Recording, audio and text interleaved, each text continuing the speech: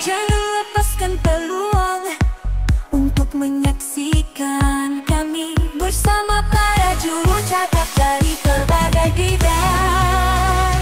Gaduh-gaduh, gaduh-gaduh, tekannya jadi rebutan kita. Gaduh-gaduh, gaduh-gaduh, kita takkan berhenti. Assalamualaikum dan hai, anda bersama dengan saya Fahim dan juga Aish. untuk video gaduh gadget yang mana kami akan berdebat mengenai dua peranti Poco baharu di Malaysia, iaitu Poco X6 Pro dan juga Poco X6 5G. yang mana kedua-dua peranti ini menjalankan HyperOS. Jadi secara tak langsung dua Poco ini juga adalah telefon Xiaomi pertama di Malaysia yang gunakan HyperOS terus keluar daripada kotak. Jadi adakah terma baik beli Poco tu masih valid pada tahun 2024? Jom kita bincangkan ya Aish. Betul. Jadi tanpa buang masa lagi, kita akan lihat dulu spesifikasi kedua-dua peranti di skrin sekarang.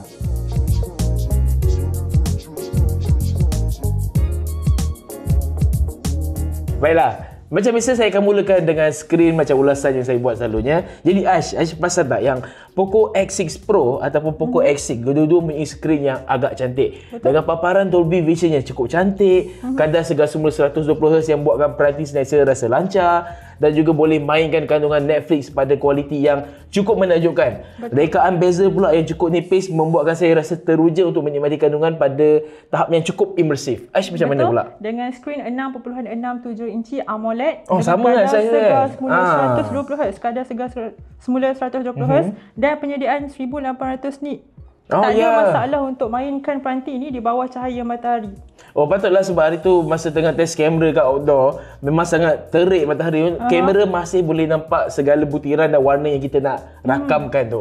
Jadi itu satu perkara yang baik. Apa lagi satu perkara yang saya suka pada skrin peranti ini adalah bezelnya, Fahim. Sangat nipis. Ya, betul lah tu. Poco katakan bahawa bezel peranti ini adalah sangat nipis dengan ultra nipis dengan ketebalannya 1.3mm sahaja. Oh, memang nipis lah tu. Ia mana ia memberikan paparan kandungan yang sangat imersif dan juga lebih menyeluruh.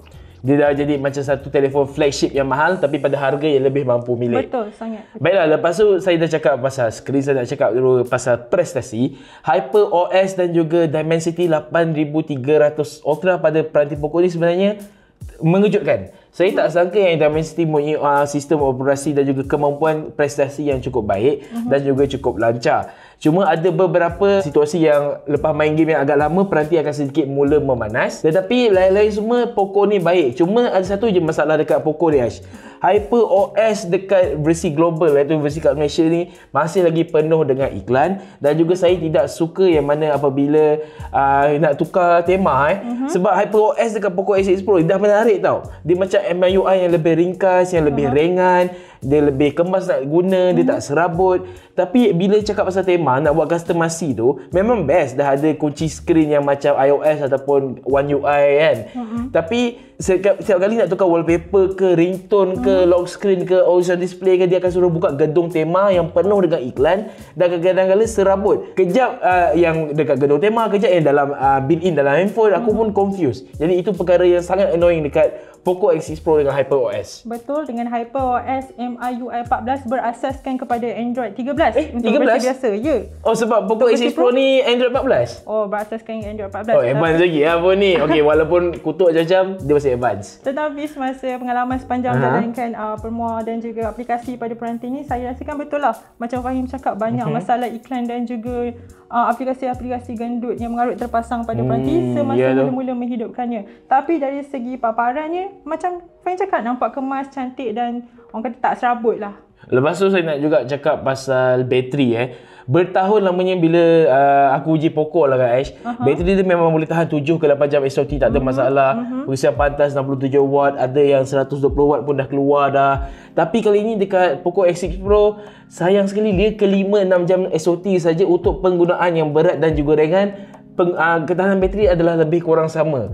Jadi sedikit kecewa untuk bateri yang 5000 mAh dengan pengisian pantas 67 watt. Dia macam kecewa sikit lah. So, tak pasti adakah sebab HyperOS ataupun sebab Dimensity 8300 Ultra. Nak kata HyperOS tak boleh juga sebab sistem operasi ni patutnya adalah antara yang lebih ringan dan lancar. Mungkin iklan tu yang buatkan bateri drain ke apa, kita tak tahu lah. Betul. Tapi kalau untuk versi Pro, Fahim cakap tadi 5000 mAh. Kalau untuk versi biasa ni 5100 mAh. Lebih besar lah daripada tapi versi adakah Pro. 100 mAh lebih besar tu beri kesan pada ketahanan bateri? Mungkin tak berapa memberi kesan sebenarnya, tetapi didatangkan bersama dengan sokongan pecahasan pantas 67 watt jugalah. Peratusan bateri daripada 0% hingga 100% mengambil masa sekitar 50 minit lah juga untuk penuh. Tapi dengan orang kata kapasiti bateri 5100 mAh tadi, ia boleh bertahan agak lama lah, daripada pagi sampai ke malam sebelum tidur dengan kadar penggunaan biasa. Tapi kalau anda jenis gunakan peranti dengan memainkan permua dengan ekstrim, mungkin baterinya akan lebih cepat lah turun. Yelah betul lah tu. Sebab Aish pun jenis tak aktif main game sangat kan. Tu yang boleh tahan sepanjang hari tu. Ya, kebanyakan kadar penggunaan yang saya gunakan sepanjang mengujikan peranti ni, menjalankan media sosial macam biasa, tonton video dan juga dengar muzik je, tak mainkan permua dengan ekstrim pun.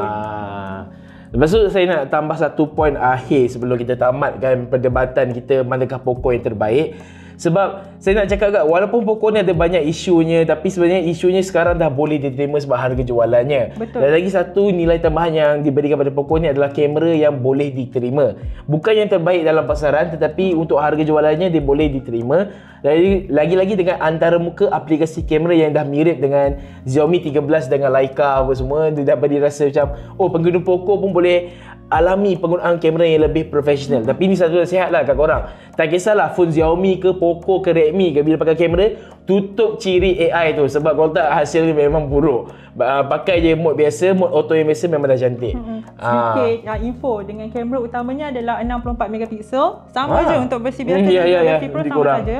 Untuk kamera utama 64 megapiksel, kamera ultra sudut lebar 8 megapiksel dan juga ada kamera makro kan 2 megapiksel. Betul. Apa yang saya nak cakapkan, hasil tanggapan-tanggapannya biasa saja kan Fahim. Dari segi keterangan tak ada masalah, tapi dari segi ketajaman tu anda akan nampaklah objek dalam gambar tu akan nampak sedikit lembut.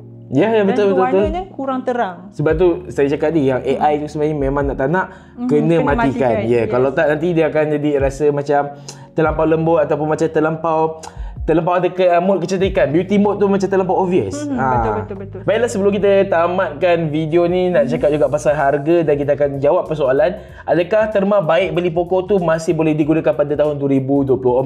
Untuk Poco X6 Pro yang saya uji dalam video ni adalah 12GB RAM dengan storan 512GB yang boleh dibeli pada harga 1699. Tapi kalau anda beli masa promo, harganya 1499 je. Tapi kalau rasa tak perlu RAM yang besar, storan yang besar, 826 boleh dibeli pada harga 1499 ataupun pada harga promo hari tu 1299. Poco X6 pula macam mana, Aisyah? Untuk versi biasa ni anda boleh dapatkan memori 12GB RAM dan juga storan sebesar 512GB dengan harga 1499 sahaja. Banyak murah tu. Ya, sangat murah dan boleh menampunglah semua aplikasi video dan juga gambar yang anda mahukan dalam ni. Dan juga tak lupa dia ada ciri extended RAM sehingga 12GB RAM. Secara keseluruhan anda boleh dapat sehingga 24GB RAM. Cukup besar kan? Ya, betul. Memang menarik. Jadi dengan harga yang ditawarkan dan apa yang anda beli, basically anda dapat dengan apa orang cakap biasanya terma tu, anda dapat dengan harga yang anda belilah, senang cerita. Betul. Prestasinya setanding dengan harga. Dia tak boleh lah kata sebab ini phone harga mampu milik, telefon kelas pertengahan premium kategori mampu milik. Jadi kita pun tak boleh nak komplain lebih, nak mengadu lebih. Dia bukanlah yang terbaik, tetapi dah cukup bagus untuk jadikan sebagai peranti harian kan. Bagus. Bayangkan ada Dolby Vision, ada Dolby Atmos dengan harga macam ni. Saya rasa cukup berbaloi. Jadi kalau anda rasa anda tak mampu nak beli peranti mercu yang berharga 3,000 ataupun sekarang sampai 8,000, tapi masih nak rasa ciri yang premium, saya rasa terma baik beli Poco masih valid tahun ni. Jadi itu sahaja daripada saya, Fahim dan juga Ash. Jumpa lagi dalam video Amas akan datang. Assalamualaikum. Bye.